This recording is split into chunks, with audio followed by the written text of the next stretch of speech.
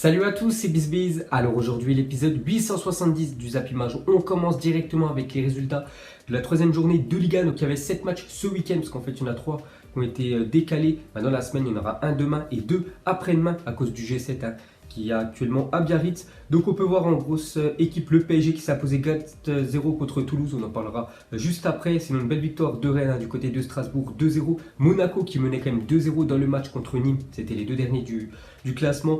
Et Monaco n'a pas réussi à tenir le score et ils se sont fait revenir parce que Gemerson a pris un carton rouge, ce qui a vraiment pénalisé l'équipe monégasque. À noter but de Slimani et but aussi de Ben Yedder, les deux recrues pendant ce mercato estival. Sinon on peut voir tous les autres résultats. Et pour finir avec cette Ligue, un petit coup d'œil au classement. Donc Rennes, 3 matchs, 3 victoires, donc ils sont en première position. Deuxième, Lyon qui joue demain du côté de Montpellier. Donc si Lyon s'impose demain du côté de Montpellier, tout simplement, ils prendront la première position aux dépens de Rennes vu qu'ils ont une meilleure différence de but. On peut voir le PSG en troisième position. Ensuite, on continue avec le Paris Saint-Germain. Donc victoire tranquille hier, un 4-0 contre Toulouse. Pourtant à la mi-temps, il y avait quand même 0-0. Ils ont passé la seconde, on peut dire, en deuxième. Donc Choupo-Moting qui devait quitter le club du Paris Saint-Germain. Enfin, il peut toujours quitter le PSG, il reste quelques jours de mercato. Il a quand même inscrit un doublé hier d'un magnifique but. Il a fait une roulette en plein dans la surface, poteau rentrant, magnifique but de l'attaquant Choupo-Moting. Marquinhos aussi a mis un beau but de la tête. Donc le PSG s'impose sans problème face à Toulouse, mais il y a eu quelques points noirs, on peut dire, pour l'équipe du PSG hier. Donc Edinson Cavani touché à l'adducteur droit, Abdou Diallo victime de maux de tête et ainsi que Kylian Mbappé touché à l'arrière de la cuisse gauche sont sortis sur blessure lors de la victoire du PSG face à Toulouse. Donc voilà les mauvaises nouvelles pour le PSG. Donc c'est bien, ils ont gagné le match, mais quand même Cavani, Diallo et Kylian Mbappé sont sortis sur blessure. Donc deux attaquants, c'est très moyen. On sait que Neymar aussi ne joue pas dans l'équipe du PSG vu qu'il n'est toujours pas dans le groupe. Donc ça fait quand même le trio normalement titulaire du PSG absent certainement pour le prochain match. Donc c'est quand même un gros coup dur pour le Paris Saint-Germain. Ensuite, pour continuer avec le Paris Saint-Germain, on va parler de Neymar. Donc le PSG souhaiterait régler le dossier Neymar au plus vite. Faute d'accord, le joueur devrait rester une saison de plus dans la capitale. Donc déjà, il a loupé quand même 3 matchs, la star brésilienne. Donc il est toujours en instance de transfert, mais il faut tout simplement que le PSG se mette d'accord soit avec le Barça, soit le Real Madrid, soit la Juventus. C'est les 3 clubs qui pourraient accueillir Neymar. Voilà, des clubs qui ont beaucoup d'argent. Mais voilà, s'il n'y a aucun accord, bien évidemment, il restera une saison de plus, même si les supporters du PSG n'en veulent plus de Neymar, parce qu'on peut voir que 64% des supporters du PSG souhaiteraient que Neymar quitte le club cet été, selon un sondage Odoxa pour RTL France. Donc c'est pour vous dire qu'un supporter sur 2 du Paris Saint-Germain ne veut plus de Neymar pour la prochaine saison. Et pour finir avec lui, il a toujours un atout de poids, on peut dire, du côté du Barça. Donc c'est son grand copain Lionel Messi mettrait la pression sur la direction du FC Barcelone afin de boucler le dossier Neymar pour reformer la MSN, donc d'après Sky Sport News. Donc voilà les gars, une petite info. Donc Messi, on en a déjà parlé il y a quelques temps. Donc il met toujours la pression sur l'équipe du Barça, enfin la direction, pour acheter Neymar. Mais bien évidemment, est-ce que le Barça peut remettre 200 millions d'euros encore pendant ce mercato? N'oubliez pas qu'il y a le fair play financier aussi qui rentre en jeu. Donc on n'en sait rien. De toute façon, il ne reste plus beaucoup de jours de mercato. Ça devrait se faire, on peut dire ou pas, dans les prochains jours. Ensuite les gars, on quitte la France, on va aller en Angleterre. On va parler déjà du choc du week-end. Donc c'était samedi à 18h30, Liverpool contre Arsenal et victoire des Reds. Donc n'oubliez pas que les deux équipes avaient gagné leurs 2 premiers matchs. Donc c'est Liverpool qui s'est imposé 3-1 contre l'équipe des Gunners. Donc un doublé de Mohamed Salah et un but du défenseur Matip. Donc voilà, Liverpool qui est vraiment impressionnant, on peut dire, en field. Donc une fois de plus, ils ont gagné un match. Donc Liverpool a remporté 12 matchs consécutifs en Première Ligue pour la première fois de son histoire. Donc ça fait déjà 3 matchs sur cette nouvelle saison et 9 la saison dernière d'affilée. Donc c'est un record pour le club. Et pour finir sur cette rencontre, on va parler de Nicolas Pepe qui était titulaire avec l'équipe des Gunners. C'est devenu le premier joueur à dribbler Virgil van Dijk lors des 50 dernières apparitions du défenseur néerlandais en Première Ligue. Donc souvent on en parlait de cette stat que Virgil van Dijk, personne n'arrivait à le dribbler, donc on faisait match après match, donc on arrivait jusqu'à 50 matchs et enfin un joueur en Première Ligue a réussi à le dribbler, c'est l'ex-lillois Nicolas Pepe. Ensuite, on continue avec les autres rencontres en Première Ligue. Donc, c'est Tottenham qui a réalisé une très mauvaise opération contre Newcastle à domicile. Ils sont inclinés à 0. C'est Joelinton qui a marqué l'unique but de la rencontre. Ensuite, cette fois-ci, on va parler du dauphin de Liverpool. Donc, bien évidemment, c'est Manchester City, champion en titre de Première Ligue. Donc, ils sont imposés tranquillement du côté de Bournemouth 3-1. Donc, on peut voir un doublé de Sergio Aguero et un but de Sterling. Donc, Sterling est en fusion depuis le début de saison, toute compétition confondue. C'est quand même 4 matchs, 6 buts pour l'attaquant anglais. Donc des stats énormes pour Sterling, donc il continue comme ça. Ensuite on va parler du double buteur hier, donc Sergio Aguero a maintenant inscrit 16 buts en championnat en 2019, plus que tout autre joueur de Première Ligue. Donc depuis janvier Tous les matchs de Première Ligue, c'est lui qui a inscrit le plus de buts, déjà 16 pour l'attaquant argentin. Ensuite, pour continuer avec lui, on peut voir qu'il a marqué le 400e but de sa carrière. Donc il a passé une fois de plus un cap, Sergio Agüero. Donc c'est des buts marqués avec City, avec l'équipe de l'Argentine et ses anciennes équipes. Je ne me souviens plus trop où il jouait, je crois. Du côté de l'Atlético Madrid, Sergio Agüero, donc 400 buts dans sa carrière professionnelle. Ensuite, on continue avec un autre joueur de Manchester City qui a passé lui aussi un cap, c'est l'international espagnol David Silva qui a joué hier le 400e match de sa carrière avec Manchester City, donc toute compétition confondue, donc 400 matchs avec l'équipe des Citizens pour David Silva. Et pour finir avec Manchester City, on peut voir que Kevin De Bruyne est devenu le joueur le plus rapide à atteindre 50 passes décisives en Première Ligue, donc il devance Mesut Özil qui avait fait 141 matchs pour atteindre 50 passes décisives et Cantona 142 matchs lui, donc Kevin De Bruyne a fait beaucoup mieux vu qu'il a fait 123 matchs pour faire 50 passes décisives. Ensuite on continue avec une autre grosse écurie anglaise, c'est l'équipe de Chelsea qui a galéré du côté de Norwich, mais bon, ils ont quand même gagné le match 3-2. On peut voir que Abraham a marqué ses 2 premiers buts en Première Ligue, il a marqué un doublé et a permis à son équipe de remporter le match 3-2. Ensuite, on a parlé d'une équipe qui avait très bien commencé le championnat, ils ont gagné 4-0 contre Chelsea et ce week-end ils se sont fait piéger contre Crystal Palace, c'est l'équipe de Manchester United. Donc ils sont inclinés 2-1, c'est vraiment dommage parce que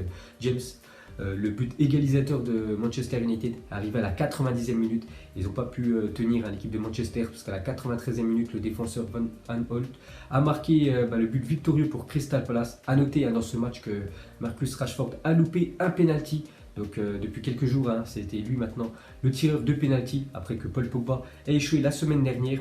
Et après Paul Pogba, c'est Marcus Rashford qui a reçu des insultes racistes sur Twitter après avoir raté un penalty en tirant sur le poteau lors de la défaite d'United contre Crystal Palace 2-1. C'est inadmissible et soutenons de tout cœur les joueurs victimes de ces abrutis. Donc la semaine dernière, c'était Paul Pogba qui a été victime d'insultes racistes. Cette fois-ci, c'est Marcus Rashford après son penalty loupé contre l'équipe de Palace. Et pour finir avec la Première Ligue, un petit coup d'œil au classement. Donc première position, c'est l'équipe de Liverpool. Donc 9 points pris sur 9, donc parfait. Donc deuxième position, Manchester City. Donc c'est encore une lutte, je pense, entre les deux clubs pour le titre de champion pour cette nouvelle saison. Troisième position, Arsenal. On peut voir quand même que Chelsea est 13e avec seulement 4 points. Donc très compliqué depuis le départ d'Eden Hazard. Ensuite, les gars, on quitte l'Angleterre, on va prendre la direction de l'Espagne, on va parler du FC Barcelone qui joue contre le Betis Séville. Et on peut voir une belle victoire du FC Barcelone 5-2 malgré, on peut dire, le forfait de Lionel Messi et Luis Suarez. Donc première victoire cette saison pour l'équipe du Barça. Donc on va voir tous les buteurs. Il y a eu pas mal de buteurs français, des champions du monde. Donc déjà, Antoine Griezmann a marqué ses 2 premiers buts avec l'équipe du Barça. Donc un doublé pour l'attaquant français. Et Nabil Fekir, la recrue du côté du Betis Séville, lui aussi a ouvert le score, on peut dire, dans cette rencontre. Donc on continue avec Antoine Griezmann pour son premier match au Camp Nou en Liga avec le FC Barcelone. Donc 2 buts, une passe décisive. Donc il a été ultra efficace hier et c'est lui qui a été élu homme du match. Ensuite, cette fois-ci, on va parler de Nabil Fekir, lui aussi qui a marqué son premier but avec sa nouvelle équipe. Donc a ouvert le score face au Barça sur la pelouse du Camp Nou. Bon, après son équipe s'est inclinée 5-2 et je me demande encore pourquoi Nabil Fekir quand même a signé du côté du Betis Séville. N'oubliez pas que actuellement ils sont quand même derniers du championnat espagnol, le Betis Séville, 2 matchs, 2 défaites.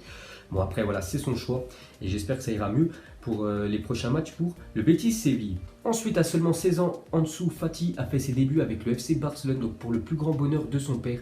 Donc il a dit, quand il m'a dit qu'il était convoqué avec les A, j'ai cru à une blague. Si je meurs aujourd'hui, ça n'a pas d'importance. Il a joué avec le FC Barcelone. Donc lui, c'est un joueur tout simplement qui est sorti de la Masia, donc le centre de formation du FC Barcelone. Et à seulement 16 ans, il a fait ses débuts avec l'équipe du FC Barcelone. Donc un nom à retenir. Ensuite, il y a 2 ans, jour pour jour, bon c'était hier exactement, donc le 25 août 2017, Ousmane Dembélé rejoignait le FC Barcelone contre 125 millions d'euros. Donc erreur de casting, moi je valide totalement. Pour moi, voilà, c'est un sacré échec quand même Dembélé du côté du Barça. Soit il est blessé, ou soit il fait des mauvaises prestations. Voilà, quand même, quand tu achètes un joueur 125 millions d'euros et il est tout le temps blessé, c'est quand même une catastrophe. Ousmane Dembélé du côté de l'Espagne. Donc en tout, 73 matchs, 19 buts, 14 passes décisives. Donc c'est vrai qu'il a gagné la Liga la saison dernière et cette année Coupe d'Espagne et la Super Coupe d'Espagne. Mais bon, voilà, individuel, ça reste quand même très compliqué pour Ousmane Dembélé du côté du FC Barcelone. Donc c'est quand même un échec, son transfert. Ensuite, on continue avec les autres matchs dans le championnat espagnol. On va parler de l'Atlético Madrid qui s'est imposé du côté de Leganés 1-0. C'est Vitolo qui a inscrit l'unique but de la rencontre. Donc c'est simple, l'Atlético.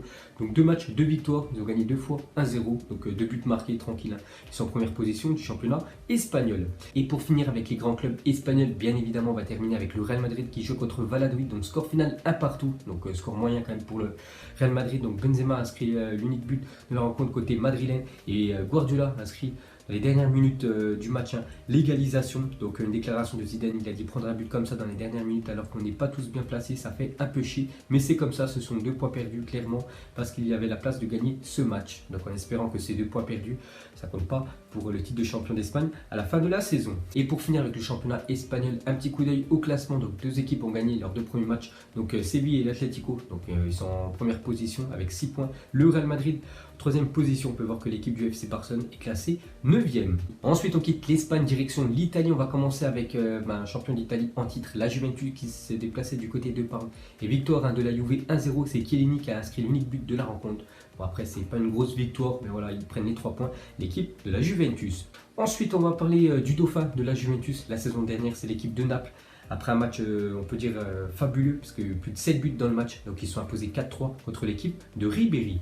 Ensuite, on va parler de l'équipe de l'AC Milan pour son premier match. Première défaite pour le Milan AC qui s'est incliné 1-0 du côté de Udinese. Ensuite, on quitte l'Italie, direction l'Allemagne. On va parler du Bayern Munich après le 2 partout qu'ils ont obtenu la semaine dernière. Ils ont enfin gagné un match en Bundesliga cette saison. Donc 3-0 du côté de Schalke 04. Donc un triplé de Robert Lewandowski. Donc Lewandowski offre la victoire face à Schalke 04. Donc on peut voir que Lewandowski a marqué à lui seul les 5 buts du Bayern Munich depuis le début de cette saison en Bundesliga. Donc les 2 buts lors de la première journée étaient inscrits par l'attaquant polonais. Ce week-end, il a inscrit un triplé, déjà 5 buts en 2 matchs pour Robert Lewandowski. Et pour finir ce zappimage, on va terminer avec un autre résultat. Il y avait un choc aussi. Ce week-end, c'était du côté du Portugal, donc Benfica qui joue contre l'équipe de Porto. Donc c'est le premier contre le deuxième du dernier championnat. Et c'est l'équipe de Porto qui s'est imposée 2-0 du côté du Benfica. Donc le FC Porto l'emporte dans ce choc du championnat portugais. Donc voilà les gars, la fin du zappimage 870. Donc si ça vous a plu, un petit like et je vous ferai l'épisode 871 demain. Donc moi je vous laisse et je vous dis à la prochaine comme d'habitude. Ciao à tous.